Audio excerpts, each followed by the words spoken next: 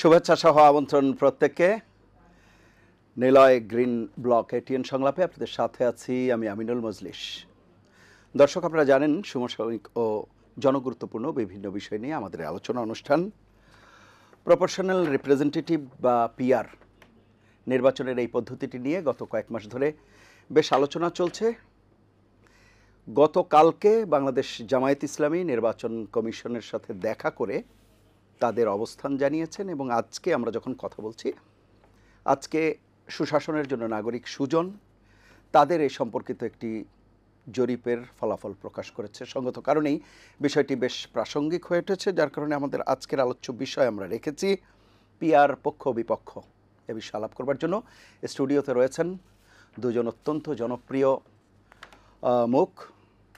আমাদের আজকের অতিথি রাজনৈতিক বিশ্লেষক ডক্টর জাহিদুর রহমান এবং সুপ্রিম কোর্টের আইনজীবী অ্যাডভোকেট আবু হেনা রাজ্জাকি। আপনাদের দুজনকে অনুষ্ঠানে স্বাগত। প্রিয় দর্শক, আপনারা যারা এই অনুষ্ঠান দেখছেন, আশা করছি পুরো অনুষ্ঠান জুড়েই আপনাদেরকে সাথে পাবো।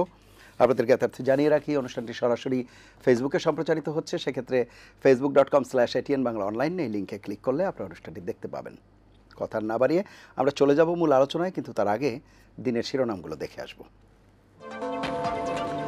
জুলাই গণ অভ্যুত্থানকে ব্যর্থ করতে সব ধরনের আয়োজন হয়েছে, মন্তব্য নাহিদ ইসলামের।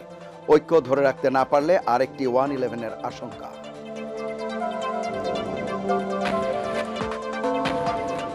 আগামী নির্বাচনে দেশবাসীর কাছে ধানের শীষে ভোট চাইলেন তারেক রহমান। ভবিষ্যতের চ্যালেঞ্জ মোকাবেলায় তরুণদের যোগ্য হিসেবে গড়ে তোলার আহ্বান।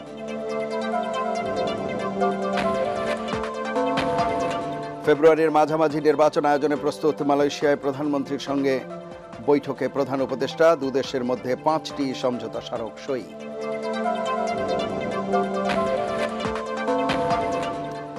আইসিইউ থেকে ঘুরে দাঁড়িয়েছে দেশের আর্থিক খাত, দাবি উপদেষ্টার। বাংলাদেশের সাথে বাণিজ্য বাড়াতে অনাগ্রহী ভারত।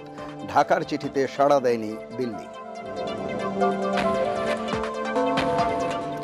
এবং ডাকসু নির্বাচনে মনোনয়নপত্র বিক্রি শুরু। জুলাই বিপ্লব দমনে জড়িতদের ভোটে অংশগ্রহণ নিষিদ্ধ। ছাত্রলীগের এক নেতা ফর্ম নেয় ছাত্রজোটের উদ্বেগ। দর্শক, আমরা শিরোনাম শুনছিলাম, এবারে মূল আলোচনায় যাব। ডক্টর জাহিদুর রহমান, আপনাকে দিয়ে আলোচনা শুরু করছি। আজকের যে আলোচ্য বিষয় পিআর পক্ষ বিপক্ষ। সাম্প্রতিক সময়ে বলছিলাম অনুষ্ঠানের শুরুতে আলোচনা হচ্ছে। গতকালকে বাংলাদেশ জামায়াত ইসলামী তাদের অবস্থান ব্যাখ্যা করেছে। আজকে সুজন এ সম্পর্কিত একটি জরিপের ফলাফল প্রকাশ করেছে। আপনার মন্তব্য শুনব। আমি নিশ্চিত জরিপের ফলাফলটা জানি না, ওখানে কি ডেটা আপনার কাছে আছে, তারা কি বলেছে? হ্যাঁ, তারা যে ডেটা আছে ওখানে যে 71% মানুষ পিআরের পক্ষে। আচ্ছা, অনেক বেশি মানুষ কোনো কিছুর পক্ষে হলেও যে সেই সিদ্ধান্ত সবসময় সঠিক হবে নট নেসেসারিলি। আমি জানি না সুজন কোন ক্ষেত্রে পিআর এর কথা বলছেন, কারণ আমাদের পিআর নিয়ে দুটো আলোচনা আছে। একটা হলো আমাদের এখন যে সংসদ আছে, যেটা যদি দুটো সংসদ হয়ে যায় তখন এটাকে আমরা নিম্নকক্ষ বলবো, সেটাই পিআর। মানে উভয় কক্ষে, যেমন জামাত বলছে যে উভয় কক্ষেই পিআর হতে হবে, ইসলামী আন্দোলনও তাই বলছে। আবার আরেকটা আলাপ আছে, সেটা হলো আমাদের নিম্নকক্ষ এখনকার মতো ফার্স্ট পাস্ট দ্য পোস্ট হবে, আর উচ্চ কক্ষে পিআর হবে। এটা এনসিপি বলছে বা আমাদের সংবিধান সংস্কার কমিশন এটা প্রপোজ করেছে। আমি একটু সেখানে যোগ করে রাখি, সংবিধান সংস্কার কমিশন সিভিল সোসাইটির লোকজনকে যখন ডেকেছে, আমাকেও ডাকা হয়েছিল। আমি আপার হাউসে প্রপোর্শনাল রিপ্রেজেন্টেশনটা সঠিক হবে বলে আমিও মনে করি, সেই মতামত দিয়েছিলাম। আচ্ছা, এখন ওই 70% তারা যদি কথার কথা লোয়ার হাউসেও চেয়ে থাকে, এটাকে আমি সঠিক হবে বলে মনে করি না। কেউ কেউ বলতে পারেন যে গণতন্ত্র মানে সংখ্যা গুরুরা যা চায় সেটাই মেনে নিতে হবে, এটা একটা জরিপ, এটা কিন্তু সেই অর্থে ভোট না। আচ্ছা, এখন সমস্যাটা কোন জায়গায়? আমি একটা ডেটা দিই, পিআর এর যৌক্তিকতা হয়তো এটা দিয়ে বোঝা যাবে। সেটা হচ্ছে 2008 সালের নির্বাচনে আওয়ামী লীগ 48.04% ভোট পেয়েছিল, তারা 230টা সিট জিতেছিল। জাতীয় পার্টি 7.04% ভোট পেয়েছে, তার সিট ছিল 27টা। এই জায়গাটা একটু খেয়াল রাখবো, আমি দর্শকদেরকে এটা খেয়াল রাখতে বলছি। 7.04, 27টা সিট পেয়েছে। বিএনপি প্রকারান্তর এখানে 32.5% ভোট পেয়ে 30টা সিট পেয়েছিল। মানে জাতীয় পার্টি বিএনপির 1/4 কম ভোট পেয়েও প্রায় বিএনপির সমান সিট পেয়ে গেছে। আচ্ছা, 32%-এর তুলনায় আওয়ামী লীগের ভোট হচ্ছে 1.5 গুণ ভোটের পার্সেন্টেজ, কিন্তু আওয়ামী লীগ ভোট পেয়েছে আপনি 30-র সাথে যদি চিন্তা করেন 5 গুণের কাছাকাছি, 4 গুণের বেশি, 1.5 গুণ ভোট পেয়ে বিএনপির চাইতে আওয়ামী লীগ 4 গুণ সিট পেয়েছে। তো এই কারণে কেউ কেউ বলেন যে এতে জনগণের রিপ্রেজেন্টেশনটা ঠিকঠাক মতো হয় না বলেই প্রপোর্শনাল রিপ্রেজেন্টেশন, সো দ্যাট আপনি ভোটের পার্সেন্টেজের উপরে ভিত্তি করে সিট দেবেন। এই আলাপগুলো ছিল। এটা অ্যাপারেন্টলি একটা ভালো যুক্তি, কিন্তু পরবর্তীতে যে আলাপটা আসলো উইচ ইজ ভেরি ন্যাচারাল, যে এটা যদি ঘটে তাহলে যেটা হবে, মানে আমাদের মতো দেশে একটা সরকারই আমরা গঠন করতে পারবো না। আমাদের মতো দেশে যেখানে গণতন্ত্র ডেভেলপড হয়নি এখনো, মানে আমরা এখন ভোটই দিতে পারিনি, আমরা এখন প্রপোর্শনাল রিপ্রেজেন্টেশন লাভ করছি। গত 3টা নির্বাচনে আমরা একেবারে basic fundamental of A democracy কি একটা ভোট দেয়া, আমার ভোট আমি দেব, যাকে খুশি তাকে দেব। আমি প্রায় বলি এভাবে, আমরা একটু উন্নত হয়েছিলাম, আমরা তখন একটা পর্যায়ে এসেছিলাম আমার ভোট আমি দেব, দেখে শুনে বুঝে দেব। আমরা 80-তে আন্দোলন করতাম যাকে খুশি তাকে দেবো, আমরা কিন্তু আবার যাকে খুশি তাকে দেবো জায়গায় চলে আসছি। আমরা এখন বসে বসে প্রপোর্শনাল রিপ্রেজেন্টেশন আলাপ করছি, হতে হবে না তা বলছি না, হবে। সেই দেশে প্রপোর্শনাল রিপ্রেজেন্টেশন হলে সরকারই টিকবে না। একটা উদাহরণ দিই, 48% ভোট পেয়েও আওয়ামী লীগ টেকনিক্যালি সরকার গঠন করার মেজরিটি পায় নাই সেই নির্বাচনে। আর এমনি আমাদের দেশে দেখা যায় 40% ভোট যদি আপনি পান 170-80টা সিট পাওয়া যায়, কিন্তু প্রপোর্শনাল রিপ্রেজেন্টেশন লোয়ার হাউসে হলে এই ক্ষেত্রে সিটের সংখ্যা দাঁড়াবে 120টা। তার 31টা সিট আরও লাগবে সরকার গঠন করার জন্য। তখন এই 31টা যে আপনাকে দিতে আসবে, এই মন্ত্রী দাও, ওই মন্ত্রী দাও, এটা দাও, সেটা দাও, মন্ত্রীর বাইরে নানান ডিলিং, আমাকে এরকম দাও, সেরকম দাও, নানান কিছু সে চাওয়া শুরু করবে, এবং দিনের শেষে সরকার টিকবে না। এবং কোনো একদিন তারা যদি সমর্থন প্রত্যাহার করে ফেলে, সরকার থাকবে না। এখানে একটা জিনিস যোগ করি, আমরা আর্টিকেল 70 যে কনস্টিটিউশনে রেখেছিলাম, সেটা যেই ফর্মে রেখেছিলাম সেটা আমরা মানি না, এটা সংশোধন হচ্ছে। কিন্তু এখনো অনাস্থা ভোটের ক্ষেত্রে দেখবেন দলের বিরুদ্ধে ভোট দেওয়া যাবে না, এটা এগ্রি করছে সবাই। তার মানে আমরা চাইছি সরকার স্টেবল হোক। তো যারা সরকার স্টেবল হোক চাইছে, আর্টিকেল 70 জামাত বা ইসলামী আন্দোলনের কথা যদি বলি, তারা যদি ওইটা চায়, তারা আবার প্রপোর্শনাল রিপ্রেজেন্টেশন চায়, এটা একেবারে উল্টো হয়ে যায়। তাহলে আমাদের প্রশ্ন হচ্ছে, আমরা কি ভোটকে আর গুরুত্ব দেব না? তখন আসলে এই হাইব্রিড অপশনটা আসলো, আপার হাউসটা হোক, সেখানে প্রপোর্শনাল রিপ্রেজেন্টেশন অনুযায়ী সিট পাক। যে দলটা 40% ভোট পেয়ে সরকার গঠন করলো, সে কিন্তু স্টেবল সরকার হয়ে গেল। কিন্তু আপার হাউসে দেখুন সে 40টা, যদি আমরা 100টা সিট ধরি, 40টা সিট পাবে। মেজরিটির জন্য তার আরও 11টা সিট লাগবে, আর 2/3 মেজরিটির জন্য আরও 26টা সিট লাগবে। তখন আপনি অন্য দলকে গুরুত্ব দিতে হবে। তাহলে সরকার স্টেবল হলো, কিন্তু অন্য দলেরও গুরুত্ব বাড়লো। এবং আপার হাউসে আপনি কিছু কিছু এক্সক্লুসিভ ক্ষমতা রাখেন। আমরা এখনই আমেরিকার সেনেটের যেরকম পাওয়ার আছে অতটা না দিলাম, কিছু কিছু পাওয়ার দিলাম, তাতে লেজিসলেচারেও একটা চেক অ্যান্ড ব্যালেন্স হলো। এবং যে দলগুলো আসলে যথেষ্ট ভোট পাবে না, মানে সিট পাবে না কিন্তু ভোটের পার্সেন্টেজ আছে, ধরুন 10% ভোট পেয়ে কেউ 15টা সিট পেতে পারে লোয়ার হাউসে, কিন্তু প্রপোর্শনাল নিচে হলে সে 30টা পেত, কিন্তু সে আপার হাউসে 10টা সিট কিন্তু পেয়ে যাবে। তো এইটারও ইভ্যালুয়েশন আছে। এই মিক্সড সিস্টেমটাই আমার কাছে সঠিক মনে হয়। কিন্তু সমস্যা হচ্ছে এখন লোয়ার হাউসেও প্রপোর্শনাল রিপ্রেজেন্টেশন চাওয়া হচ্ছে, এটা খুবই ভুল আর কি। আচ্ছা, অসংখ্য ধন্যবাদ। আমি আসবো আবার আপনার কাছে। অ্যাডভোকেট আবু হেনা রাজ্জাকী, শুনছিলেন আপনি পিআর। ধন্যবাদ এনটিভির দর্শক শ্রোতা এবং আমার এটিএন বাংলার দর্শক শ্রোতা এবং আমার বিজ্ঞ বন্ধু প্লাস আলোচক, অনেক ভালো আলোচক। আমি তার সাথে খুব বিনয়ের সাথে, আমরা যেহেতু আলোচনায় বসছি, এখানে আর কিছু না, যদি আপনি আমাকে এক কথায় বলেন আমি পক্ষ না বিপক্ষ পিআর পদ্ধতির, সেটা আমার কাছে কিন্তু মুখ্য নয়। আমি আলোচনাটা করতেছি যে এটা লাভ ক্ষতি কি। ভাই জাহিদ ভাই অনেকগুলি কথা বলছেন, তার পয়েন্ট অফ ভিউ থেকে যে আমি দ্বিমত করছি তা নয়, কিন্তু আমি আমার মতটা দ্বিমত হতেই পারে, কোনো সমস্যা নাই, উই এগ্রি টু ডিসএগ্রি। এক নম্বর হলো, যদি আপনি মানে বাংলাদেশের প্রেক্ষাপটে বাংলাদেশের প্রেক্ষাপটে আমরা কি চাই, প্রথম আসেন এখানে। আমরা কিন্তু সবাই চাচ্ছি সংস্কার করে একটা সুযোগ হয়েছে, আমরা এমন একটা জায়গায় যেতে চাই যাতে প্রথম শর্ত হইল আর যাতে স্বৈরাচার গড়ে উঠতে না পারে। এটা কিন্তু আমরা সবাই একমত, স্বৈরাচার যাতে গড়ে উঠতে না পারে। 2, আপনি স্বচ্ছ আছেন কিনা। স্বচ্ছতার সাথে যিনি স্বৈরাচার হবেন, আমি দায়িত্ব নিয়ে বলছি, সে স্বচ্ছ নয়। যিনি স্বৈরাচার হন তিনি স্বচ্ছ নন, আর যিনি স্বচ্ছ তার কাছে এগুলো কোনো ফ্যাক্টর হওয়ার কথা না। এই জন্য আমি বলছি কি আনুপাতিক যে ভোটটা, প্রপোর্শনের যেটা, এতে কি হয়? নাম্বার ওয়ান, ভোটটা বিফলে যায় না। যেমন ধরুন একটা সিটে 3 লাখ ভোট আছে, 2 লাখ কাস্ট হইল, একজনে পাইল, সে ফর এক্সাম্পল 2 লাখ কাস্ট হইল, একজনে পাইল 1,02,000, আর একজনে পাইল তাহলে 98,000। কথাটা বুঝছেন? সে 98,000 পাইয়ে কিন্তু আসলো না। 98,000 জনগণ কিন্তু তাকে ভোট দিছে, সে কিন্তু পার্লামেন্টে আসলো না। না, সেই জনগণ তো জানেই না তার এমপি কে হবে। না না, এমপি কি হবে সেকেন্ডারি, উনি জানেন সেটা আমার চেয়ে ভালো। এমপি হয় আগে তালিকা দিয়ে দিবেন নির্বাচন কমিশনে, তারপরে যে কয়টা সিট পাবেন সিরিয়াল নেবেন, দেয়ার আর মেনি ওয়েজ, ওইটা নিয়ে বিতর্ক নাই। ওগুলো বুলশিট যে আমি ভোট দিলাম জাহিদ বিরে পেয়ে হয়ে যাবে রাজ্জাকি, এগুলো এটা আমার সাথে একমত হবেন, বুলশিট, ওইটা একদম বুলশিট। আমি বলছি ভোটটা বিফলে যায় না। এখন মনে করেন আমি 300 লোকের নমিনেশন দিচ্ছি, আমি পাইলাম 160টা, তখন আমি টপের থেকে 160 জন নিয়ে নিলাম। This is law. ওই নামটা তালিকাটা আগে নির্বাচন কমিশনকে দিতে হবে, সুতরাং ওইটা নিয়ে সমস্যা নেই। কিন্তু আমার প্রশ্ন হচ্ছে ভোটটা বিফলে যাচ্ছে না কেন? আমার ভোট দেওয়া মানে হচ্ছে আমার দল থেকে কেউ না কেউ প্রতিনিধি যাবে পার্লামেন্টে, 1 নম্বর। 2 নম্বর, এটার পাশাপাশি গেলে আমি দলীয় প্রার্থী পাচ্ছি। 3 নম্বর আসেন, এখন হলো সরকার গণতান্ত্রিক, মানে এখানে কি হয়, আপনি একটা শক্ত বিরোধী দল পাবেন, বাট সরকারটা দুর্বল হয়, সরকারের স্থিতিশীলতা থাকে না। না না না না, সেটা দুর্বল হয় কেমনে? আপনি ভোটগতভাবে, দলগতভাবে, সমষ্টিগতভাবে। কিন্তু ওই যে আমি বললাম, আপনি ট্রান্সপারেন্ট থাকেন, আপনার দুর্বল হওয়ার কোনো কারণ নাই, কোনো কারণ নাই। মানে নেপালে, ইসরায়েল, এসব আমার নেপাল ইসরায়েল দরকার নেই, আমি আমার দেশের আলাপ করছি। আমি যদি নিজে ট্রান্সপারেন্ট হই, তাহলে তো উনি আমার ত্রুটি ধরতে পারবে না, উনি আমার ত্রুটি ধরতে পারবে না। কোনো ডিসিশন নিতে গেলে আমরা সিদ্ধান্ত নিব অল টুগেদার, সমস্যাটা কোথায়? সুতরাং আমার ভোট বিফলে যাচ্ছে না, এটা যেমন একটা।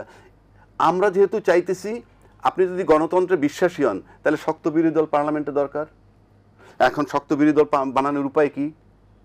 সম্প্রতি সবাই নির্বাচন চাইছে, এই এখন রাতারাতি শক্ত বিরোধী দল সম্ভব, যেখানে আওয়ামী লীগের মতো একটা সরকার, আমি ওই যে দল চলে গেছে, পিয়ার পদ্ধতি গেলে দীর্ঘদিন থেকে দ্বিদলীয় রাজনীতি, আমি তো পিয়ার পদ্ধতিতে সাপোর্ট করছি না, বিরোধী সেটা বলছি না। I am giving you the logic. যখন আপনি পিয়ার পদ্ধতি, শক্ত বিরোধী দলের জন্য পিয়ার পদ্ধতি দরকার। অফ কোর্স, আপনি শক্ত বিরোধী দলের জন্য পিয়ার পদ্ধতি দরকার। জোর করে কি একটা শক্ত বিরোধী দল আপনি এটা জোর করে হলো কথা, আলাপ হচ্ছে পদ্ধতি নিয়ে। এই পদ্ধতি যদি হয় তাহলে বিরোধী, আমি তো জোর করছি না। এটা যদি হয় এই পদ্ধতিতে, আলাপ তো সেখানে, এই পদ্ধতি যদি হয় তাইলে পরে শক্ত বিরোধী দল হবে, কোনো সন্দেহ নাই। এইবার আসেন,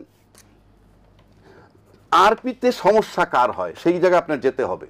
আমরা যে বারবার বলি সরকার, আরপি সিস্টেমে পিয়ার পদ্ধতি, এই পিয়ার পদ্ধতিতে সমস্যাটা কার হবে সেখানে আপনাকে আগে যেতে হবে। সমস্যাটা কি রাষ্ট্রের, নাকি রাষ্ট্রের জনগণের, নাকি দলের? বিষয়টা পরিষ্কার, রাষ্ট্রের নাকি রাষ্ট্রের জনগণের নাকি দলের? আমি দায়িত্ব নিয়ে বলছি দলের ক্ষতি হবে, কিন্তু আপনি দলের ক্ষতি নিয়ে আপনি রাষ্ট্রের ক্ষতি চিন্তা করবেন বা দেশের জনগণের ক্ষতি চিন্তা করবেন, এটা তো হতে পারে না। মানে আপনার লাভের জন্য আমার ক্ষতি হবে, কারণ বাংলাদেশে এমন কোনো দল নাই যে হার্ডলি হাইয়েস্ট লেভেলে কত % লোককে রিপ্রেজেন্ট করে, 30-35 ফর এক্সাম্পল, বাকি 65। আপনি তো বাকি 65 রুল করবেন, তাহলে আপনি পিয়ার পদ্ধতি, ক্ষতি হচ্ছে কার? রাষ্ট্রেরও নয়, দেশের জনগণেরও নয়, ক্ষতি হচ্ছে দলের। যেই দলের অ্যাটিটিউড আছে যে আমি স্বৈরাচার হব কিংবা আমি রাজত্ব করবো একতরফা, তা নইলে আপনার বাধাটা কোথায়? না, কিন্তু কেউ কেউ তো বলছে, রাজাকি ভাই আপনি বলেন অবশ্যই, কেউ কেউ বলছে যে আপনি যখন সরাসরি ভোটে নির্বাচিত হয়ে আসতে পারবেন না, তখনই পিয়ার পদ্ধতির মাধ্যমে আপনার আসন পাওয়া যাবে। এইবার আসেন, আপনি সরাসরি, আপনি পিয়ার পদ্ধতি কি? পিয়ার পদ্ধতি বুঝলেনি। এখন আপনি যে সরাসরি যদি কেউ না আসে বা যাই পছন্দের সে না আসলো, তাতে কিছু আসে যায় না। আপনার সাংসদের কাজ কি? আইন প্রণয়ন করবেন, আপনি ব্রিজ বানাবেন, কালভার্ট বানাবেন। This is not your task, number one. কোনো দরকারই নেই আপনার।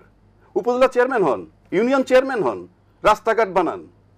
সুতরাং আপনি যদি এমপি হইতে চান, আপনার কাছে আইন প্রণয়ন করা। আপনি এত চেনার দরকার নেই, বরং ট্যালেন্টেড লোকগুলো আপনি নিয়ে যান পার্লামেন্টে, সেখানে তারা আইন প্রণয়ন করুন। যার জন্য একটা কথা বললাম, পিয়ার পদ্ধতিতে সমস্যা কার হয়? দলের, রাষ্ট্রের না, রাষ্ট্রের জনগণের না। রাষ্ট্রের জনগণের সবচেয়ে বড় বেনিফিট, স্বৈরাচার হওয়ার কোনো স্কোপ নাই। এত আইন লাগে না, পিয়ার পদ্ধতি চালু করেন, সংবিধান সংশোধনই লাগবে না, এত লাগবে না। এরপরে আসেন, স্বৈরাচার হতে পারবে না। সুতরাং এইটা আপনার মারাত্মক ব্যাপার। আপনি যদি স্বৈরাচার না বানাইতে চান, পাশাপাশি এর সাথে কিন্তু আবার স্থানীয় নির্বাচনটারও আমি এই আলোচনাও আছে, আগে স্থানীয় নির্বাচন নাকি আগে পার্লামেন্ট নির্বাচন। আমি ব্যক্তিগতভাবে আমাদের দেশে মব জাস্টিস একটা কথা প্রচলিত আছে, আপনি মব দূর করার অন্যতম রাস্তা মব ভায়োলেন্স দূর করার অন্যতম একটা রাস্তা হলো স্থানীয় নির্বাচন যদি আপনি আগে করেন। কিভাবে? স্থানীয় নির্বাচন আগে করলে আগে ইউনিয়ন চেয়ারম্যান হবে, তারপরে উপজেলা চেয়ারম্যান হবে। এরা জানে না এমপি কে হবে, আবার এমপি জানে না কে হয়ে আসবে। এরপর যদি এমপি হয় তাহলে তিনজনের ভিতরে ঐক্যমত্য নাও হতে পারে। তিনজনের মধ্যে যদি ঐক্যমত্য করতে চান, একটা জটিল পরিস্থিতি ব্যালেন্স করা। আর যদি আগে আপনি এমপি হয়ে যান, তারপর তার পছন্দ ছাড়া বাংলাদেশের নজির নাই, আগে এমপি হওয়ার পর উপজেলা নির্বাচন, উপজেলা চেয়ারম্যান এবং ইউনিয়ন চেয়ারম্যান অবশ্যই তার পছন্দের হয়েছে। এবং এই তিনজনে মিলে কি হয়, একটা ত্রিরত্ন হওয়ার পর প্রশাসন মুখে আঙ্গুল দিয়ে বসে থাকে, আর বাংলাদেশের 300 এমপি, টোটাল বাংলাদেশের 300 টুকরা কইরা 300 এমপি 300 মবের সম্রাট হয়। জি, আমি একটু জাহিদের কাছে শুধুমাত্র স্থানীয় নির্বাচন প্রসঙ্গে একটু শুনে আমরা একটা বিরতিতে যাব। না, আমার সাথে ইনফ্যাক্ট রাজাকি ভাইয়ের সাথে আমার খুবই শক্ত দ্বিমত আছে। উনি পিআর এর পক্ষে যেসব যুক্তি দিয়েছেন সেটা কি এখন বলবো না পরে বলবো? না, সেটা আমি এসে শুনবো। আপনি স্থানীয় সরকার নির্বাচনের বিষয়ে উনি যেটি বলেছেন আগে হওয়া প্রয়োজন, সেই প্রসঙ্গে যদি। আমি সেটা মনে করি না, কারণ মার্কা যদি না থাকে, মার্কা না থাকলে ইটস ওপেন ফর এভরিবডি, মার্কা থাকবে না। মানে এটা তো আওয়ামী লীগ এসে করেছিল আমাদের আগে একটা সময়, মার্কা ছাড়া। এখন তো চেয়ারম্যান গুলো মার্কা দিয়ে বিদ্যমান এনে হচ্ছে। এটা স্থানীয় সরকার কমিশন যেটা আছে, কমিশন তৈরি হয়েছে, তারা এটার ব্যাপারে বাতিল করার কথা বলেছে।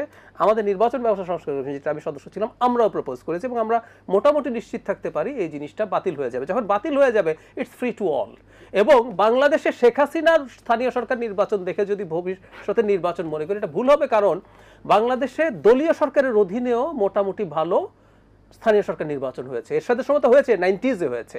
আমরা দেখেছি গুরুত্বপূর্ণ সিটি কর্পোরেশনগুলোতে বা ইউনিয়ন উপজেলা পরিষদেও মোটামুটি ভালো নির্বাচন হয়েছে। তো সুতরাং ওটা হলে আর সমস্যাটা মেজর থাকবে না। মার্কা হলে, রাজ্জাকি ভাই যেটা বলছেন, যদি মার্কা থাকে, ওই মার্কা পাওয়ার ক্ষেত্রে এমপির বিরাট ইনফ্লুয়েন্স থাকবে এবং মার্কা যে পাচ্ছে সে জিতে যাওয়ার সম্ভাবনা বেড়ে যাচ্ছে। কিন্তু যদি মার্কা না থাকে, ব্যক্তি বিভিন্ন মার্কায় দাঁড়ায়, বিএনপির 5 জন দাঁড়ালো, জামায়াতের 5 জন দাঁড়ালো, তখন আর এই জিনিসটা এভাবে কাজ করবে না। জি, না, এখানে আমি একটু দ্বিমত আছে, সংক্ষেপে বলি। মার্কা না থাকলেও যখন আগে এমপি হয়ে যাবে, মার্কাবিহীন লোক তখন একজনই থাকবে বিএনপির পক্ষে, উনি মার্কাবিহীনই থাকবেন, কিন্তু নমিনেশন হবে একজন।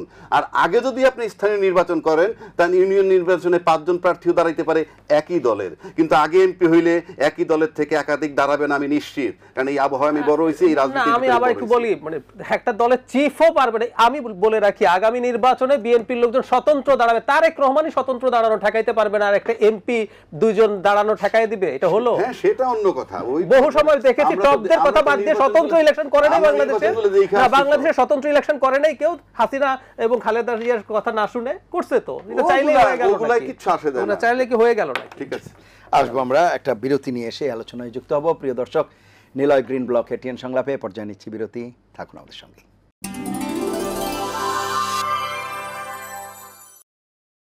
ফিরে এলাম নিলয় গ্রিন ব্লক এটিএন সংলাপে। এতক্ষণ সাথে থাকার জন্য ধন্যবাদ ডক্টর জাহিদুর রহমান।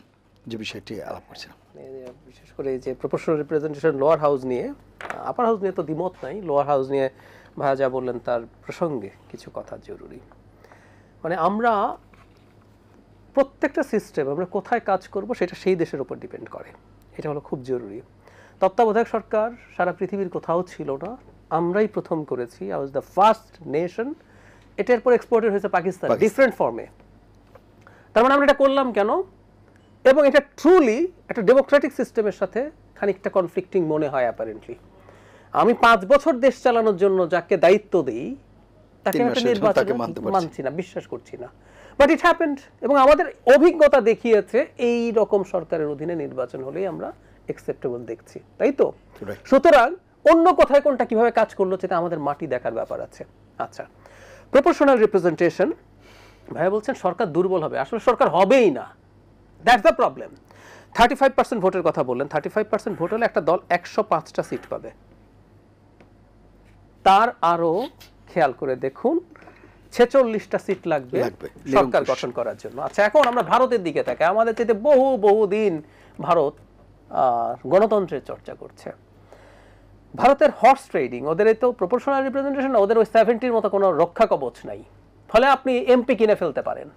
যে কেউ সার্চ করে দেখবেন ভারতের বিভিন্ন রাজ্যে বিজেপি সরকার কিভাবে সরকার পতন ঘটিয়েছে। জাস্ট আপনি কোনো না কোনো ফর্মে, এবং বিজেপি যেহেতু চাপ প্রয়োগ করে, সে কাউকে টাকা দিয়ে, কাউকে বিভিন্ন রকম হয়রানি করে সমর্থন প্রত্যাহার করিয়ে রাজ্যের সরকার পতন ঘটিয়ে ওই সমর্থন তার সাথে যুক্ত করে সে সরকার তৈরি করেছে।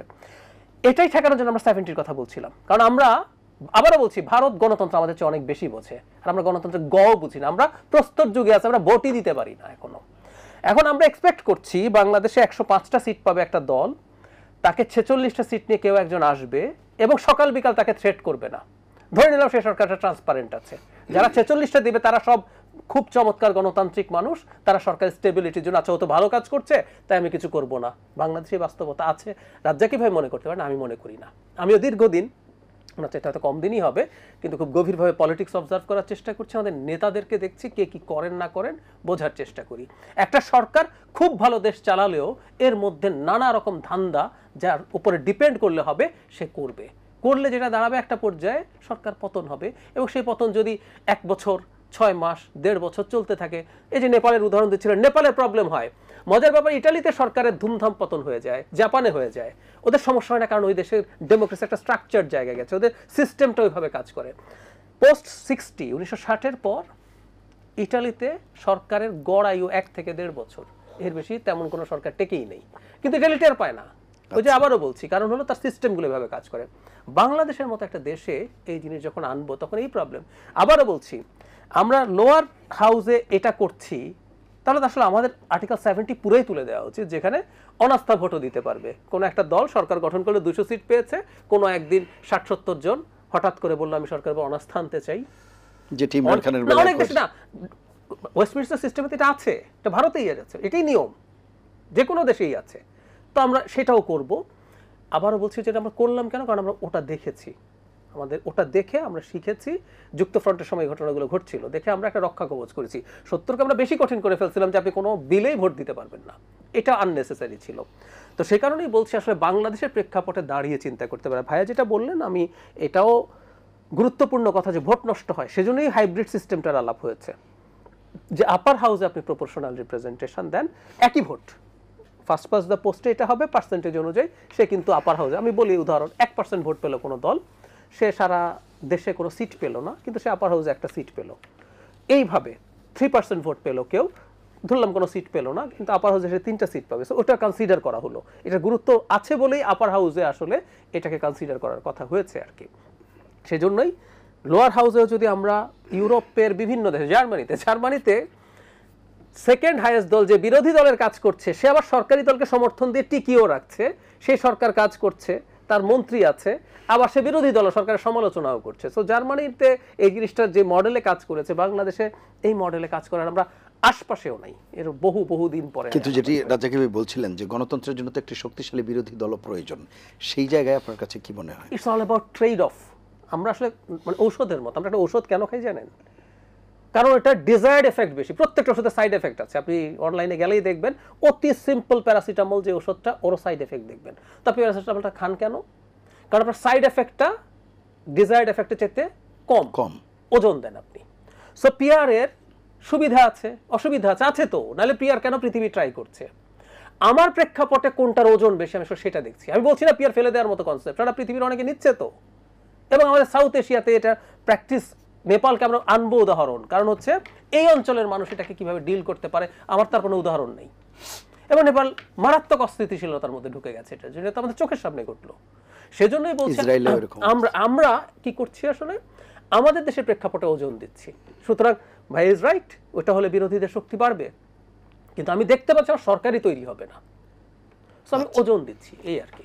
জি রাজ্জাকি ভাই, না, জাহিদ ভাই যেটা বলছে, সরকারি তৈরি হবে না, না সরকার তৈরি হবে না কেন, প্রশ্ন হচ্ছে যে সরকারি তৈরি হবে না, এটা ঠিক না, হবে না। অর্থাৎ আপনি যে হাইয়েস্ট ভোট মানে সিট পাবে 120টেই যদি পায়, তার কাছে তো অফারটা আসবে। হ্যাঁ, সুতরাং সে ওনার সাথে কথা বলবে, আপনার সাথে কথা বলবে, ঠিক আছে ভাই সরকার গঠন করেন, দেন। আমি আবারও বলছি, এখনো বলছি, চিন্তায় সৎ হতে হবে, ট্রান্সপারেন্সি আসতে হবে। এখন প্রশ্ন হচ্ছে, যেমন ভাই বললেন ডেমোক্রেটিক স্ট্রাকচার নেপালে হয়েছে, আমার কিন্তু 53 বছরে হয় নাই। এখন পর্যন্ত বাংলাদেশ রাষ্ট্র হয়েছে কিনা সেখানে আমার একটা প্রশ্ন। আগে রাষ্ট্র, তারপরে নির্বাচন। না মানে আমরা ভোট দিয়েই যেহেতু না, আমি বলতেছি তো, ভোট যখন দিবেন তাহলে আপনাকে ওই জায়গাটায় যেতে হবে তো, যে আপনি আগে বলেন রাষ্ট্র হয়েছে কিনা, সেখানে আপনাকে আসতে হবে। কেন বলছি রাষ্ট্র হয়েছে কিনা? আপনি যদি ভাবেন যে আমি একটা স্বাধীন দেশ বাংলাদেশ, আপনি বলেন তো যে এই স্বাধীন বাংলাদেশের মধ্যে যখন একেবারে 57টা সেনা অফিসার মারা গেল, যেভাবেই মারা যাক 57টা অফিসার মারা গেছে, এটা কোনো স্বাভাবিক ঘটনা না, এবং এটা রাষ্ট্র না, রাষ্ট্রের ভিতরে এটা হয় না, স্বাধীন একটা রাষ্ট্রের মধ্যে। আপনি যদি ভাবেন যে ক্রস ফায়ার দিয়ে লোক মেরে ফেলতেছে, এটা স্বাধীন রাষ্ট্রে এটা হয় না। আপনি যদি ভাবেন আয়নাঘর একটা কবরের মতো জায়গায় 7 বছর কাউকে রাখছে, এটা রাষ্ট্র হয় না। এটা মগের মূল্য। আপনি যদি মনে করেন শাপলা চত্বরে লোক মারা গেছে মিছিলে, এটা রাষ্ট্র নয়। এবং এই যে রাষ্ট্র নয়, তারপর যদি গ্রেনেড হামলা আনেন, তারপর রমনা বটমূলের যদি হামলা আনেন, তারপর সিরিজ বোমা হামলা আনেন, এগুলো রাষ্ট্র নয়। আমি দায়িত্ব নিয়ে বলছি এটা রাষ্ট্র নয়। তাহলে আপনি আসেন, এই ঘটনাগুলো হচ্ছে কোথায়, কখন, কোন অবস্থায়? প্রত্যেকটা নির্বাচিত দল ক্ষমতায় থাকার পর, রাজনৈতিক দল ক্ষমতায় থাকার সময় এগুলো ঘটছে। কোনো সামরিক সরকারের আমলে এই বাংলাদেশে ঘটে নাই। কিন্তু নির্বাচিত সরকার, রাজনৈতিক সরকার, যারা কথায় কথায় দাবি করে যে রাজনৈতিক সরকারের কাছে গেলেই দেশ ঠিক হয়ে যাবে, প্রত্যেকটা ঘটনা রাজনৈতিক দলের কাছ থেকে কিন্তু আর্মি ছিনিয়ে নিছে, রাজনৈতিক দলের কাছ থেকে 111 আসছে, রাজনৈতিক দলের কাছ থেকে ইউনূস সাহেব আসছে। কারণ কি? জাস্ট রাজনৈতিক দল ব্যর্থ। আমি 53 বছর যাবৎ দেখছি বাংলাদেশ এখনো রাষ্ট্রই হয় নাই। যেখানে রাষ্ট্র হয় নাই সেখানে আপনি কি নির্বাচন করবেন? সেখানে অন্যতম রাস্তা, আপনি যদি আসেন আপনাকে পিআর পদ্ধতিতে যেতে হবে। তাহলে সব সমস্যা আপনি পার্লামেন্টে চলে আসবে। নাইলে আমি সে ফর এক্সাম্পল 1,02,000 ভোট পেয়ে পার্লামেন্টে গেল, আর 98,000 লোকের পপুলারিটি নিয়ে আসে পার্লামেন্টে যাইতে পারলো না, রাস্তায় আন্দোলন থাকবে, সব আপনি সংসদে নিয়ে আসেন। সুতরাং আপনি আমার মতো দেশে আপনি করেন না। আমি তো আবারও বলছি, স্থানীয় নির্বাচন তারাই আগে চায় না যারা মনে করেন যে মবের রাজত্ব করবেন। তাহলে সমস্যাটা কোথায়? আপনার ওই নির্বাচন আগে হইলে আমার অসুবিধাটা কোথায়? একই লোকই তো ভোট দিবে। স্থানীয় নির্বাচনে ভোট দিবে যারা, এমপি নির্বাচনে তাকেই ভোট দিবে। সময় আছে এখন। আর আলোচনা তো কোনটা হবে? 2 নম্বর আসেন, উনি তো সরকারের ভিতরে নানান জায়গায় ছিল, নোট অফ ডিসেন্ট দেওয়া হয়েছে কিছু, এই যে ঐক্যমত্যর যে ইয়েতে, যারা নোট অফ ডিসেন্ট দিচ্ছেন, যেই দিয়ে থাকেন না কেন, কত পার্সেন্ট লোকরে তারা প্রতিনিধিত্ব করেন?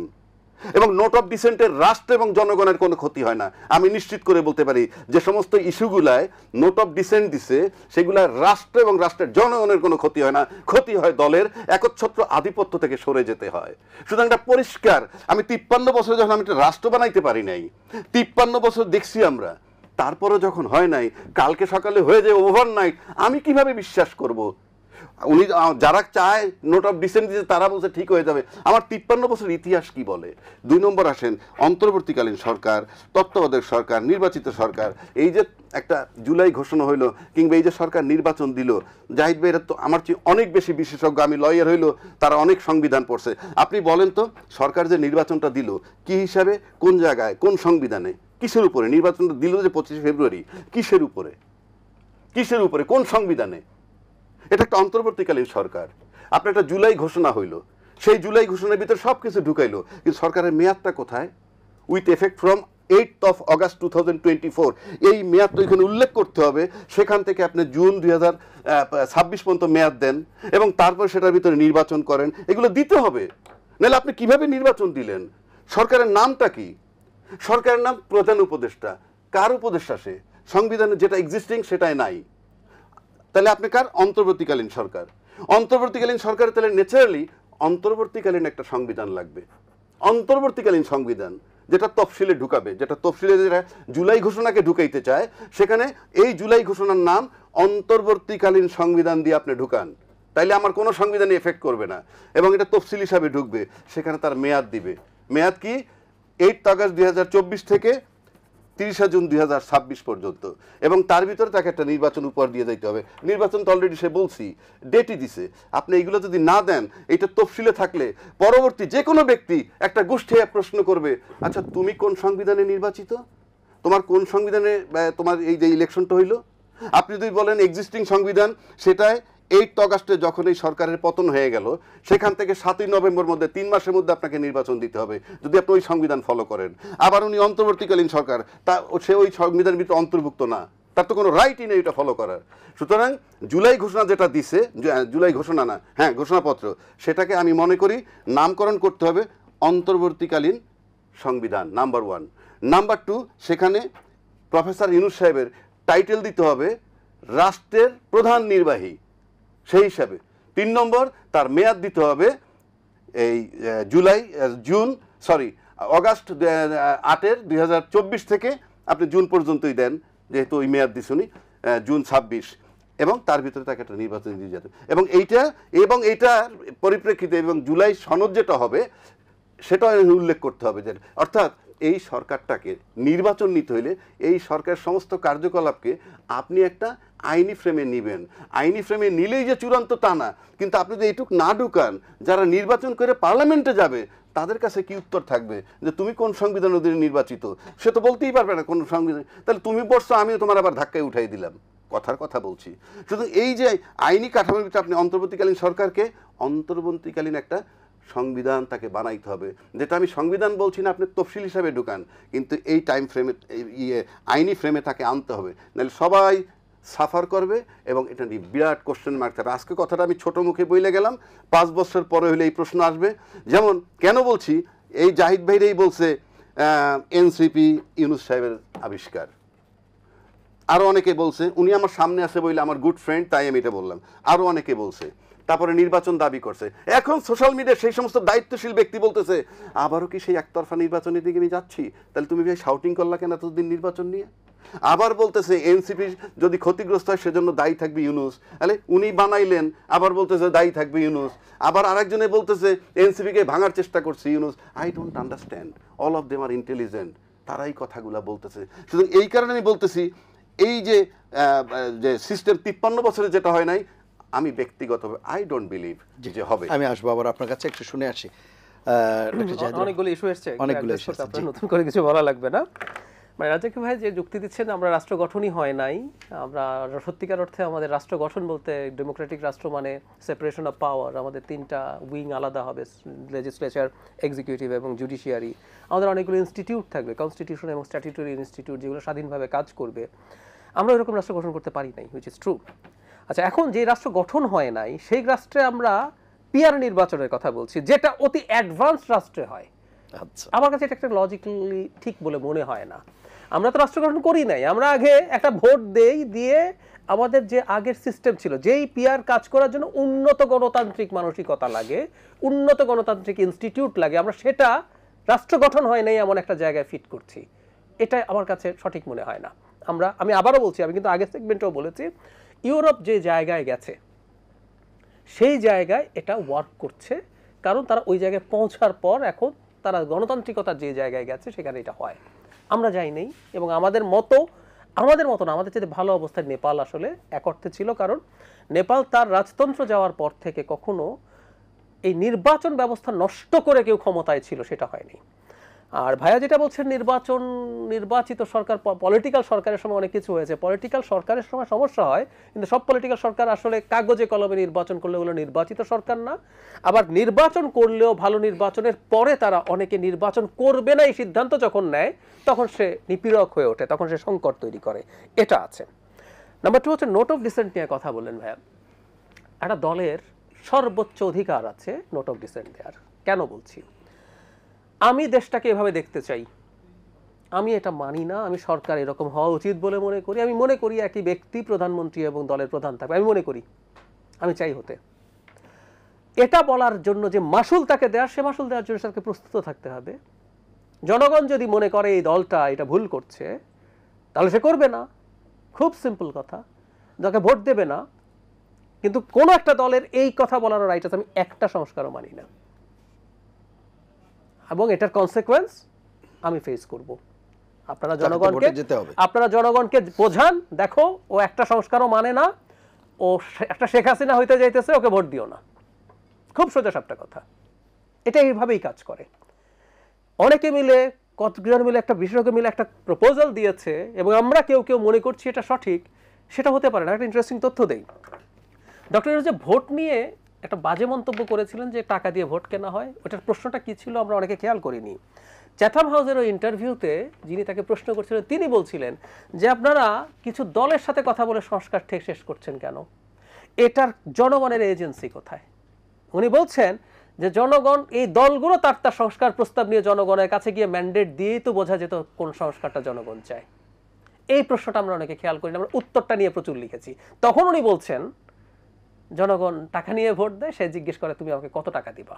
তার মানে উনি বলছেন জনগণের ভোট দেওয়ার ব্যাপারে তিনি রিলাই করেন না।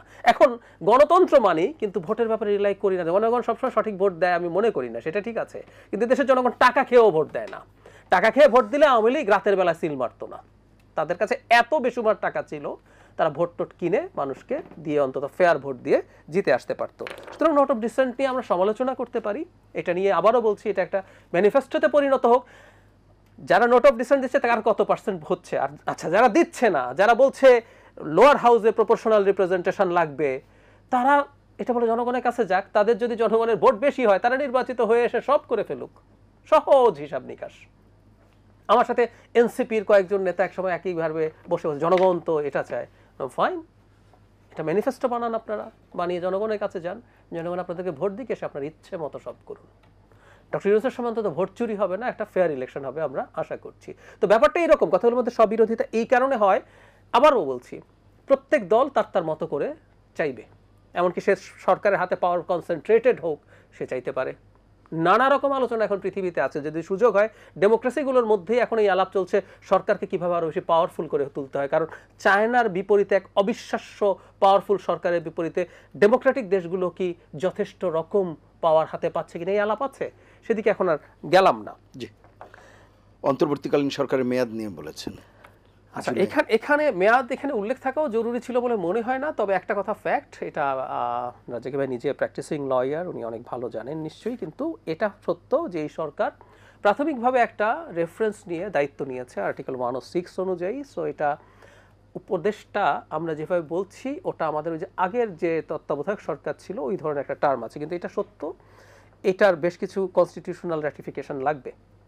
এটা যে আমার এখনই করতে হবে it's not necessary at all, কারণ আমাদের পরবর্তীতে কনস্টিটিউশন অ্যামেন্ড করার, আমাদের 11th অ্যামেন্ডমেন্ট বিচারপতি শাহাবুদ্দিনকে উপরাষ্ট্রপতি বানিয়ে উনি আবার এটা আপনি এখনো করা যায়, এখনো করা যায়, কিন্তু ধরেন সংশোধনী 1 সংশোধনী 2 এখন হোক মানে করতে হবে, এটা করতে হবে, নালে আপনার নিয়ে প্রশ্ন আসবে। আই নো এটা করতে হবে, যেমন আমরা দুবার করেছিলাম 5th আর 7th তো কিন্তু পরবর্তীতে করা হয়েছে ওই সময়কার ইয়েকে করে, এটা করতে হবে।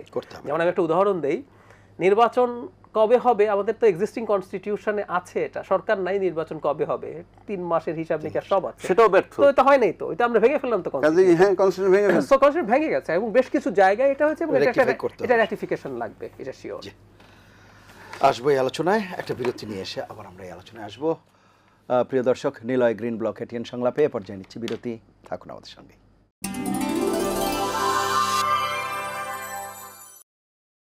ফিরে এলাম নিলয় গ্রিন ব্লক এটিএন সংলাপে, এতক্ষণ সাথে থাকার জন্য ধন্যবাদ অ্যাডভোকেট আবু হেনা রাজ্জাকি।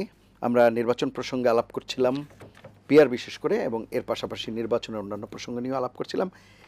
নির্বাচনের একটি সময় তো ঘোষিত হয়েছে এরই মধ্যে, এবং আজকেও প্রধান উপদেষ্টা মালয়েশিয়া সফর করছেন, উনি সেখানেও বলেছেন যে ফেব্রুয়ারিতে নির্বাচিত সরকারের হাতে ক্ষমতা হস্তান্তর করতে প্রস্তুত। এনসিপির পক্ষ থেকে আজকে নাসিরউদ্দিন পাটোয়ারি, উনি মুখ্য সমন্বয়কারী, বলছেন ফেব্রুয়ারিতে নির্বাচন হবে না, যদি হয় সেটি শহীদের রক্তের সাথে বেইমানি হবে বা এই ধরনের বিষয়গুলো আনছেন। একেবারে কোটানকোটো যদি আমি পড়ি, যে উনি যেটি বলছেন যে আগামী ফেব্রুয়ারি মাসে জাতীয় নির্বাচন অনুষ্ঠানের তীব্র বিরোধিতা করে তিনি বলেছেন যে বর্তমান সময়ে ইলেকশনের ডেট ঘোষণা করা হয়েছে, ফেব্রুয়ারিতে নির্বাচন হবে, কিন্তু ফেব্রুয়ারিতে নির্বাচন হবে না। যদি ফেব্রুয়ারিতে নির্বাচন হয়, আমার যে ভাই শহীদ হয়েছিল, রক্ত দিয়েছিল সংস্কারের জন্য, একটি নতুন সংবিধানের জন্য, তাহলে কবরে গিয়ে তার লাশটা ফেরত দিতে হবে সরকারকে। ধন্যবাদ। আপনার বিষয়টা একটু আসি, তার আগে জাহিদ ভাই তো আমরা মোটামুটি অনেক বিষয়ে একমত হয়েছি, তবু জাহিদ ভাইয়ের একটু কথা বলতে চাই আমি, যে রাষ্ট্রের এই যে অনেকগুলা প্রতিষ্ঠানের কথা আপনি বলছেন যেগুলো আসলে ঠিক নাই, সত্য, কিন্তু আমি বেসিক কতগুলো জিনিস চাই। দেখেন, আপনি বলছেন যে আমরা পিআর পদ্ধতিতে যাবো কেমন উন্নত বিশ্বের সাথে কম্পেয়ার করেন, আমি উনি বলছেন একটা পাটাতন আগে হোক, পাটাতন 53 বছরে যখন হয় নাই, আমি নিশ্চিত করে বলে দিচ্ছি আর হবে না, এই সমস্ত গল্প করে লাভ নাই। কিন্তু আমি যে জায়গাটায় যাব, ভালো নির্বাচনের সরকার ছিল, আমার নাম ভেঙে বলার দরকার নাই। আপনার নিশ্চয়ই মনে আছে যে বিদ্যুতের দাবিতে কানসাটে 24 জন না 26 জন নিরীহ লোকের উপর পুলিশ গুলি চালাইছিল চাপাই নবাবগঞ্জের কানসাটা। এটা আমার ব্যাখ্যা আছে, আপনি বলুন, আমি ব্যাখ্যা দেব। আমি ব্যাখ্যার দরকার নেই, আমি ব্যাখ্যা দেব। আমার ব্যাখ্যার দরকার, লোকগুলা মারা গেছে, আমি ব্যাখ্যা দেব, বলুন। লোকগুলা মারা গেছে, তার মানে কি? অর্থাৎ আমার এটা বলার মেইন কারণ কি জানেন? আমার জান, মাল এবং আমার চলাফেরার স্বাধীনতা, এই তিনটা জিনিস রাষ্ট্র 53 বছরে নিশ্চিত করতে পারেনি, এটা আমার প্রশ্ন। সুতরাং আমার কিছু দিয়ে আমার, আর নোট অফ ডিসেন্ট নিয়ে যেটা বলছেন আপনি জনগণের কাছে যাবেন, এটা তো ভাই কোনো ক্লাব না, এটা কোনো সমিতি না যে আপনি গিনিপিগের মতো গবেষণা করবেন। আমি সিম্পল কথা বলছি, নোট অফ ডিসেন্টটা রাষ্ট্র এবং রাষ্ট্রের জনগণের জন্য ক্ষতিকারক কিনা এটা আপনি ভাববেন, আপনি জনগণের কাছে যাবেন কেন? আপনি ভাবেন না, না, যিনি দিচ্ছে তিনি মনে করছেন ক্ষতিকারক না, এটা উনি ভাবতে পারেন তো, আপনি আপনার তাকে ইম্পোজ কেন করবেন? না, আমি তাকে, আপনার চিন্তা উনি মনে, উনি নোট অফ ডিসেন্ট, এক সেকেন্ড রাজাকে ভাই, উনি মনে করছেন এটা রাষ্ট্রের জন্য ভালো না, উনি নোট অফ ডিসেন্ট দিচ্ছেন। এখন যখন আমি তো সেটাই বলছি, সেটা আপনি এখনই বলেন না, আমরা তো এখন পর্যন্ত কোথাও পাই নাই, কোনো জনগণ পরে পত্রিকায়ও পাই নাই যে এইটা রাষ্ট্রের জন্য ভালো না বা ভালো, এই যে যেই বিষয়ে আমি ডিসেন্ট দিলাম এটা রাষ্ট্রের জন্য ভালো তারা বলছে আমি পাই নাই, আপনি ব্রিফিং এ বলেছেন, ব্রিফিং এ বলছে, এগুলো তো জনগণ জানে না। যাই হোক, এইবার আসেন ফেব্রুয়ারিতে নির্বাচনের কথা আপনি বলছেন। ফেব্রুয়ারিতে নির্বাচন যে বলছে যে হবে না বা শহীদের বিরুদ্ধে রক্তের সাথে বেইমানি করা হবে ইত্যাদি ইত্যাদি, আমি ব্যক্তিগতভাবে যদি মনে করেন আমার নির্বাচন নিয়ে ডাউট আছে, যদি আপনি বলেন যে ফেব্রুয়ারিতে নির্বাচনের সংখ্যা আমার শঙ্কা আছে, কারণ অনেকগুলা কথা বললাম যেগুলা উনিও একমত করলেন, দরকার হলে আমাদের অ্যামেন্ডমেন্ট করে করে আমরা ঠিক করে নিব, সেটা ভিন্ন আসপেক্ট। কিন্তু এই মুহূর্তে দেখেন নির্বাচনের ঘোষণা দেওয়ার পর পিনপতন শব্দ হওয়ার কথা না, সবাই কিন্তু যার যার জনসভা করবে, মিটিং করবে, ইভেন ম্যানিফেস্টো থাকলে সেটা অলরেডি এখনই প্রচার করা সম্ভব। কিন্তু আমরা ওপিনিয়ন পাচ্ছি, সোশ্যাল মিডিয়ায় বলতেছে দায়িত্বশীল ব্যক্তিরা, যেটা একটু আগে বললাম এনসিপি ভাঙার চেষ্টা চলছে এবং ইনুস দায়ী থাকবেন, অথবা একতরফা নির্বাচন হতে যাচ্ছে কিনা, আপনি তো আলাপের দরকার নাই। এইটা তো কোনো এই শেখ হাসিনার মতো ক্ষমতাসীন সরকার বসে নির্বাচন দেয় নাই, অন্তর্বর্তী সরকার বসে নির্বাচন দিছে, কাজে কি আসলো না আসলো কিছু আসে যায় না, তোমাদের এই আলাপ না করে নির্বাচন দিতে যাও। নাও দ্য কোশ্চেন ইজ, এখানে মনে করেন এনসিপির আপত্তি আছে। ইউনূস সাহেব বলছিলেন যে বিচারের যে অগ্রগতিটা ওটা আমাদের একটা দৃশ্যমান হতে হবে, সেই বিষয়গুলো এখন চাপা পড়ে গেছে, সেটা কেউ মানবে কিনা, আবার কেউ বলছেন লেভেল প্লেইং ফিল্ড নাই, সেটা মানবে কিনা। তবে একটা জিনিস পরিষ্কার আপনি মনে রাখতে পারেন যে বাংলাদেশের যে প্রশাসন এখনও আছে, 16 বছরের এস্টাবলিশ করা প্রশাসন ওভারনাইট আপনার কি বলে লেভেল প্লেইং ফিল্ড তৈরি করবে, এই প্রশাসনিক লেভেল প্লেইং ফিল্ডটা তৈরি করার দায়িত্ব কিন্তু লেভেল প্লেইং ফিল্ড প্রশাসনের। সেই প্রশাসন যদি আজকের যে 16 বছরের প্রশাসন যেগুলো ছিল সেটা 7 তলারটা 5 তলায়, 5 তলারটা 11 তলায়, 11 তলারটা 9 তলায় গেছে, আপনি যদি মনে করেন যে সেই তাদেরকে দিয়ে আপনি লেভেল প্লেইং ফিল্ড পাবেন, তাইলে কি আপনি বিগত নির্বাচনগুলোয় কেন গেলেন না? তর্কের খাতিরে বলছি, তা নাকি এখন লেভেল প্লেইং ফিল্ড আপনি মনে করতেছেন আপনার সামনে কোনো প্রতিদ্বন্দ্বী নাই বইলে, তার মানে আপনার জন্য যে পরিবেশটা আপনার পক্ষে আছে বইলে ওই প্রশাসন দিয়ে আপনি মনে করতেছেন যে লেভেল প্লেইং ফিল্ড আছে, তাইলে যারা বলতেছে আমরা ওই আনুপাতিক হারে চাই তাদেরও অপরাধ না। এখন আসে নির্বাচনটা বাতিল করতে চাইবে কে? এই যে দাবিগুলো যাদের আছে তারা যদি মনে করে যে তফসিল দেওয়ার পরে এখন কিছু হবে না, তফসিল দেওয়ার পর যদি বলে এইগুলো হয় না, এইগুলো হয় না, এই নির্বাচন আমরা মানি না, ঠিক তখন কিন্তু পতিত সরকারের যারা কোটি কোটি লোক, ওনারাও আলোচনায় বলছে, এক জায়গায় উনিও বলছে, ধরে নিলাম 20% আছে, ইটস এ বিগ নাম্বার, তারা যে ইলেকশন করলে পাশ করবে তা না, তারা কিন্তু চাইবে ইলেকশনটা না হয়ে যদি ইউনূস সাহেব চলে যায়, এটা তাদের জন্য সবচেয়ে বড় অ্যাডভান্টেজ। কেন বলছি? নির্বাচন যদি হয়ে যায় তাহলে ক্ষমতায় জাহিদ ভাই আসলো, রাজ্জাকি আসলো, তাহলে পতিত সরকার যদি আন্দোলন করে তাহলে একটা নির্বাচিত সরকারের বিরুদ্ধে আন্দোলন করতে হবে আগে, তারপরে খারাপ সিচুয়েশনের শেষ হয়ে যাবে, তৃতীয় ব্যক্তির কাছে ক্ষমতা যাবে। আর যদি ডাইরেক্ট নির্বাচনটাকে বানচাল করার পর ইউনূস সাহেব যদি ব্যর্থ হন যে ভাই আমি পারলাম না চলে যাচ্ছি, তৃতীয় কেউ দায়িত্ব নেও, এবং এই তৃতীয় যদি কেউ দায়িত্ব নেয় ফর গডসে দিলে তো নিবেই, যদি ইউনূস সাহেব চলে যেতে চান, এই তৃতীয় ব্যক্তি যেই হোক নির্বাচন ছাড়া, সেই তৃতীয় ব্যক্তি কিন্তু পরোক্ষভাবে হোক বা প্রত্যক্ষভাবে হোক সে ওই পতিত সরকারের লোক হবে। কারণ আপনি কাকে আনবেন? বাংলাদেশ ব্যাংকের সাবেক গভর্নর, কোনো সাবেক বিচারপতি, কোনো সাবেক আর্মি চিফ, কোনো সাবেক পুলিশ চিফ, কোনো সাবেক আমলা, সবই হবে তাদের। সুতরাং নির্বাচন বাতিল হওয়ার সম্ভাবনা বা বানচাল করার সম্ভাবনা, এনসিপি জামাতের নামে তৃতীয় পতিত সরকারও শক্তিটাও ঢুকে যাওয়ার সম্ভাবনা আছে, এবং নির্বাচন 99.99% বানচাল হওয়ার সম্ভাবনা আছে। ডক্টর জাহিদুর রহমান। নির্বাচন বানচাল নিয়ে আসবো, দুইটা ব্যাপার একটু অ্যাড্রেস করি। প্রথম কথাটা হচ্ছে নির্বাচিত সরকার, ভালো নির্বাচনে নির্বাচিত সরকারও জনগণকে কি পাত্তা না দিতে পারে? উত্তর হচ্ছে পারে। কখন পারে জানেন? নির্বাচন কিভাবে কাজ করে এগুলো যথেষ্ট আলোচনা পলিটিক্যাল সায়েন্সে হয়েছে। নির্বাচন কাজ করে ডেটারেন্ট হিসেবে। আপনার সামনে যদি আর একটা ভালো নির্বাচন থাকে, দেখুন আওয়ামী লীগের 8 সালের নির্বাচনটাকে মোটা দাগে কেউ কেউ ভালো ধরেন, আমি ধরে নিলাম, বা বিএনপির 1 সালের নির্বাচন ভালো নির্বাচন ছিল। এই দুটো সরকারের সমালোচনা আছে। কেন আছে জানেন? 2001 সালের বিএনপি তত্ত্বাবধায়ক সরকার ব্যবস্থাকে প্রভাবিত করার চেষ্টা করেছিল এবং সে মনে করেছে বিচারপতিদের বয়স বাড়ানোর মাধ্যমে তারা একটা ফেভার পাবে, তারা থেকে যাবে। আর আওয়ামী লীগ তো তত্ত্বাবধায়ক বাতিল করে দেবে সে জানেই। এইটা যখন হয়, আপনি যখন জানেন সামনের নির্বাচনটা নির্বিঘ্ন আমার জন্য, তখন আপনার চরিত্র নষ্ট হবে, আপনি তখন নানান ঘটনা ঘটাবেন। এটাই ঘটেছে এই দুটো সরকারের ক্ষেত্রে। নাম্বার 2 হচ্ছে প্রশাসন ঠিক না হলে কেন হবে, আগে কেন নির্বাচনে যান, এই জবাবগুলো আমরা আমাদের কাছে অনেক আগেই আছে। যে তত্ত্বাবধায়ক সরকারগুলো সাকসেসফুল হয়েছে তারা এক্সিস্টিং প্রশাসন দিয়েই সাকসেসফুল হয়েছে। কিন্তু 16 বছরের প্রশাসন তো ছিল না, আমি সেটার কথা বলছি না। যে জেনুইন তত্ত্বাবধায়ক সরকারগুলো, ধরুন 96 বিচারপতি হাবিবুর রহমান যখন আসলেন, সব সচিব কি রাতারাতি উল্টোপাল্টা করে দিলেন? বা একে যখন আসলেন ট্রান্সফার করলেন, ঘুরে ফিরে একই, আপনি তো নতুন কেউকে ঢোকান নাই। লতিফুর রহমানকে নতুন কেউকে ঢুকিয়েছেন, বদলি করেছেন, বদলি নিয়ে অভিযোগ করেছিল, কিন্তু তার অধীনেই নির্বাচন ফেয়ার হলো। তার মানে আসলে নির্বাচন ভালো হবে কি হবে না ডিপেন্ড করে একেবারে টপে যে সরকারটা আছে তার ইচ্ছা। সুতরাং হাসিনার এই প্রশাসনই, আমি একমত, 16 বছরে সব তাদের লোকজন রেখে গেছে। যদি ওই সরকার চায় নির্বাচনটা ফেয়ারলি করবে তাহলে আসলে হবে, এরাই সঠিকভাবে নির্বাচন করবে। আর সব কিছু সুন্দর আছে, কিন্তু টপ যে আছে তারা যদি না চায় সেটা হবে না। নির্বাচন নিয়ে কনফিউশন, এনসিপির মন্তব্য আজকের, এনসিপির মন্তব্য, মানে আমি একটা কথা একটু বলতে চাই যে এই বক্তব্যগুলোকে হালকাভাবে নেব না, আবার খুব মানে আক্ষরিক অর্থে নেওয়া ঠিক হবে না। পলিটিক্যাল লিডাররা যা যা বলেন, পলিটিক্যাল পার্টি যা যা বলে, এর মধ্যে প্রচুর রেটরিক থাকে। যেমন ধরুন এখন নির্বাচন নিয়ে যেসব আনসার্টিনিটির আলাপ আসছে, আচ্ছা আমি এনসিপিটাই আলাদাভাবে ধরি, জামায়াতকে সরিয়ে রাখি। এনসিপির তো সম্ভাবনা আছে বিএনপির সাথে এক ধরনের আন্ডারস্ট্যান্ডিং হওয়ার, সিটের বার্গেনিং হওয়ার, কিছু কথা হাওয়ায় ভাসে। আমি হাওয়ায় ভাষায় কথা নিয়ে কথা বলি না, কিন্তু ভাসে। তো সে যদি এরকম করে যে আমি যথেষ্ট চাপ যদি দিই, না ইলেকশন আমি করবই না, কারণ আওয়ামী লীগ না থাকার পর এখন জামায়াত এবং পরে এনসিপি বা ইসলামী আন্দোলনেরও কিছু ভোট আছে, এরা গুরুত্বপূর্ণ হয়ে উঠেছে, তো তাহলে আমি বেটার বার্গেইন পাবো। হতে পারে না? পারে।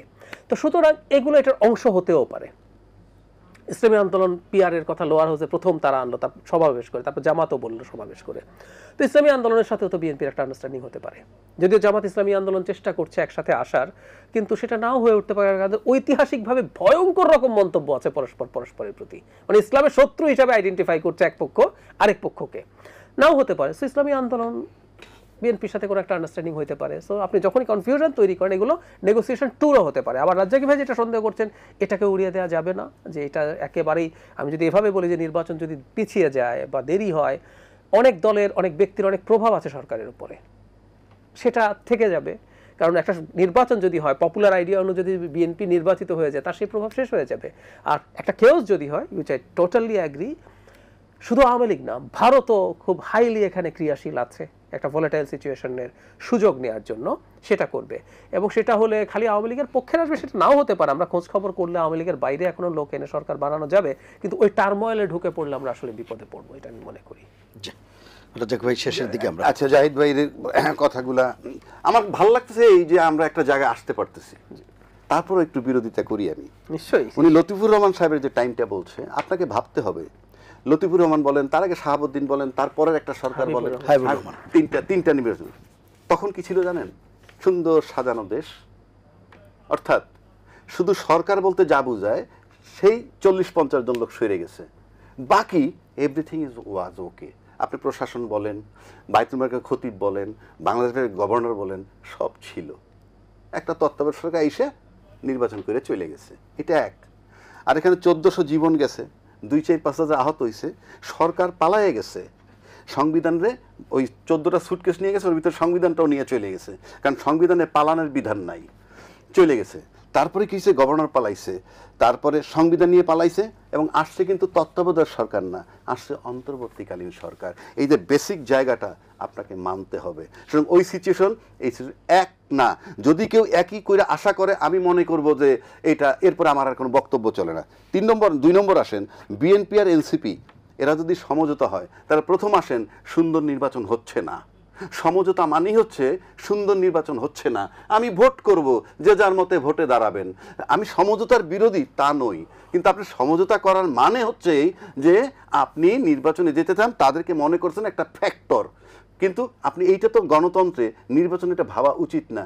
নির্বাচনের পরে জোট করেন সেটা ভিন্ন কথা, সেটা আপনি পিআর পদ্ধতি গিয়েও করতে পারেন, কিন্তু আপনি আগে জোট করবেন মানেটা কি? এটা গণতন্ত্রে যায় না। তারপরেও দেশের বৃহত্তর স্বার্থে আমি বলতেছি, ফর গডসে আমি ব্যক্তিগতভাবে একমত হচ্ছি যে আজকে বিএনপি এবং এনসিপি এই দুইটা দলের যদি আমি একত্র করে একটা পলিটিক্যাল স্টেক হোল্ডার ধরি, তাহলে এই একটা স্টেক হোল্ডার। সেকেন্ড আসেন এইরকম ক্রাইসিসে, এইরকম দেশে, এরকম পরিস্থিতিতে আর্মি একটা বড় স্টেক হোল্ডার, হইল 2। 3 ধরেন আপনি সরকার যেটা আছে, এই 3টা স্টেক হোল্ডার যদি আপনি এখনও ঐক্যমত্যে আসতে পারেন, তাইলে আপনার একটা নির্বাচন হবে এবং ভালো নির্বাচন হতে পারে সমঝোতার ভিত্তিতে। আমি কিন্তু সেই পিওর সুন্দর বলছি না, একটা সমঝোতার ভিত্তিতে আমরা একটা স্টেবল জায়গায় যাইতে। আর এই 3টা জায়গা যদি একত্র না হয়, আমি আবারও বলছি 99.99% সম্ভাবনা নির্বাচন ভেস্তে যাওয়ার। জাহিদ ভাই শেষ করব, কিছু যুক্ত করবেন? না তেমন কিছু না, আমি যে কথাটা বলছি যে জোট টোট হওয়া গণতন্ত্রের জন্য সমস্যা কেন? জোট গণতন্ত্রে আছে, এমনকি অলিখিত হ্যাঁ আমি করতে পারবো সম্ভব, এটার মধ্যে অনেক গণতান্ত্রিকতার কিছু নেই এবং দলও হয় নাই এখনো, দেবে না এখন রেজিস্টার্ড দলও হয় না, এরকম না, রেজিস্ট্রেশন পেয়ে যাবে, এটা গ্যারান্টি দেন কিভাবে? নিউজ দেখলাম 22টা দল পাচ্ছে সেটা দেখলাম। হ্যাঁ তো যাই হোক, যেটা বলছিলাম এগুলো হতে পারে এবং এটা কোনোটা মানে অগণতান্ত্রিক কিছু না। আমি ওখানে ক্যান্ডিডেট দেবো না, এটা হতে পারে। এবং আমি আবার বৃহত্তর স্বার্থে যেটা মনে করি, এটা আমি একটু অন রেকর্ডই বলছি, এই গণ অভ্যুত্থানের ফ্রন্ট ফেস, আমরা ওর নেতৃত্ব কথা আমি বিশ্বাস করি না, এটা ওদের নেতৃত্বে হয় নাই, কিন্তু তারা সামনে ছিলেন, তারা জীবনের ঝুঁকি নিয়েছেন, তারা আমাদের জন্য অনেক কিছু করেছেন, আমরা তাদেরকে স্বীকার করি। এবং বিএনপি যদি মনে করে তাদের কিছু মানুষকে সংসদে আসার ক্ষেত্রে তারা এই সাহায্যটা করবে যে তারা ওখানে তাদের ক্যান্ডিডেট দেবে না, এটা যদি হয় খারাপ কিছু না, এটা হলে ভালোই হয়। ওরা পার্লামেন্টে আসুক, কথা বলুক, এটা খারাপ না। জি, অসংখ্য ধন্যবাদ আপনাদের দুজনকে অনুষ্ঠানে অংশ নেওয়ার জন্য। প্রিয় দর্শক, এই ছিল আজকের নিলয় গ্রিন ব্লক এটিএন সংলাপ। পরবর্তী অনুষ্ঠান দেখার আমন্ত্রণ জানিয়ে বিদায় নিচ্ছি। সবাই ভালো থাকবেন, সুস্থ থাকবেন, আশা করি এটিএন বাংলার সঙ্গেই থাকবেন। আল্লাহ হাফেজ।